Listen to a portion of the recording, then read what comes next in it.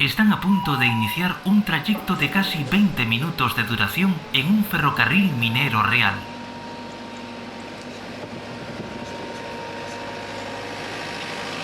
Estamos en el corazón de las cuencas mineras asturianas, en el Valle de Samuño, un estrecho y frondoso valle que conjuga, en sus 8 kilómetros de longitud, espacios naturales protegidos e instalaciones mineras que hunden sus orígenes en la década de los años 40 del siglo XIX, y una población que lleva grabada en su mirada la historia más reciente del carbón.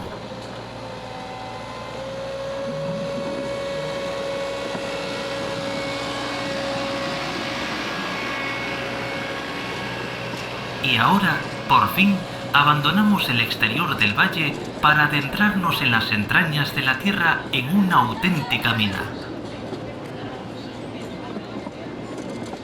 Entramos en el Socavón Emilia, un transversal de transporte de carbón construido a finales del siglo XIX y que desde 1930 se convirtió en la primera planta del Pozo San Luis, en cuyo embarque ascenderemos al exterior a través de la jaula,